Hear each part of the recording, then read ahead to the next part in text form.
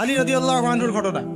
আল্লাহ নবী বললেন শেষ রাতের বেলা, আগামীকাল বাদ ফজর আমি এমন একজনের হাতে পতাকা দিব যাকে আল্লাহও ভালোবাসেন, তার রাসূলও ভালোবাসে, যে নিজেও আল্লাহকে ভালোবাসে, রাসূলকে ভালোবাসে।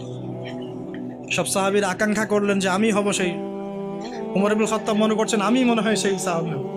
সকালে উঠে নবী সাল্লাল্লাহু আলাইহি ওয়াসাল্লাম বলছেন, সাল্লাল্লাহু আলাইহি ওয়াসাল্লাম, আলী ইবনে আবি তালিব কোথায়?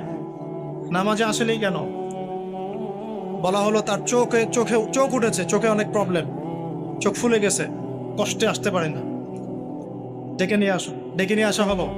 নবী সাল্লাল্লাহু আলাইহি ওয়াসাল্লাম মুখের লালা থুতু এভাবে নিয়ে তার চোখে লাগিয়ে দিলেন। আলী ইবনে আবি তালিব বলছেন আগে এই চোখে যা দেখতে পারতাম না তাও দেখতে পারা শুরু করল। পতাকা দিলেন, খায়বারে যাও। খায়বারে নামুস দুর্গ জয় হচ্ছিল না। কোন দুর্গ?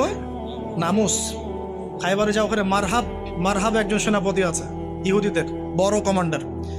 বলছে ওদেরকে আগে ইসলামের দাওয়াত দিবা, যদি ইসলাম কবুল করে যুদ্ধের দরকার নাই। ওই হাদিসটা এখানে এসেছে, লাউ ইয়াহদিয়াল্লাহু বিকা রাজুলান ওয়াহিদান খায়রুল লাকা মিন হুমুরিন নাআম। তোমার দাওয়াতে যদি একজন ইসলাম কবুল করে হকের পথে আসে, লালুট কুরবানি করার চেয়ে বেশি নাকি পাবে। এটা এখানে আসছে হাদিসটা। আর যদি দাওয়াত কবুল না করে জিজিয়া দিয়ে থাকবে, জিজিয়াও দিতে চায় না, তখন আক্রমণ করবে।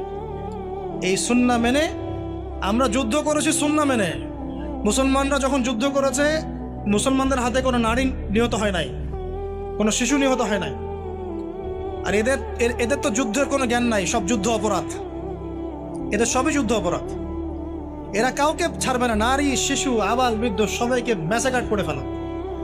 আর নবী সাল্লাল্লাহু আলাইহি ওয়াসাল্লাম সাহাবীদেরকে পাঠাতেন, বলতেন নারীদেরকে আক্রমণ করবে না, শিশুদেরকে হত্যা করবে না।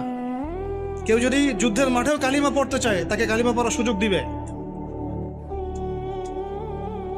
তো খায়বার বিজয় হলো এই আলী রাদিয়াল্লাহু আনহুর হাতে। এটার ঘটনাটা একটু বলি, লোভ সামলাতে পারছি না। মারহাব কবিতা আবৃত্তি করছিল যে আমি এমন বীর যার সাথে 10 জন 20 জন পেরে ওঠে না। আর আলী ইবনে আবি তালিব বলছিলেন আমিও সেই মায়ের সন্তান যে আমার নাম রেখেছে হায়দার। ওই যে আলী হায়দার, নাম শুনেছেন? হায়দার। তো মারহাব আলী রাদিয়াল্লাহু আনহুকে কয়েকটা আঘাত করেছেন, প্রত্যেকটা আঘাত তিনি ঢাল দিয়ে প্রতিহত করেছেন। এক পর্যায়ে এটা হিস্ট্রির মধ্যে আসছে, এটা কোন হাদিসের দলিল না, হিস্ট্রির মধ্যে আসছে। আলী রাদিয়াল্লাহু আনহুর হাত থেকে ঢালটা পড়ে যায়। ঢাল বুঝতে পারছেন কি? ঢালটা পড়ে যায়। তখন খায়বারের লোহার যে দরজা, এই দরজার একটা কপাট বিসমিল্লাহ বলে আলী রাদিয়াল্লাহু আনহু খুলে ঢাল হিসেবে ইউজ করা শুরু করে। যে আলী হায়দার আসাদুল্লাহ, আল্লাহর সিংহ। আল্লাহ পাক তাকে এত শৌর্য বীর্য শক্তি দিয়েছিলেন বলার মতো না। মানে এটা বলতে গেলে আমরা আলাদা লেকচার লাগবে। আলী ইবনে আবি তালিবকে নিয়ে কথা বলতে হবে। মানুষ যার জীবনী পড়লে ঈর্ষা হয়। একদম ছোটবেলা থেকে নবী সাল্লাল্লাহু আলাইহি ওয়াসাল্লামের সাথে ছায়ার মতো ছিলেন। আর হাদিস এসেছে কিয়ামতের মাঠে সবচেয়ে দ্রুত হিসাব হবে আলী রাদিয়াল্লাহু আনহু।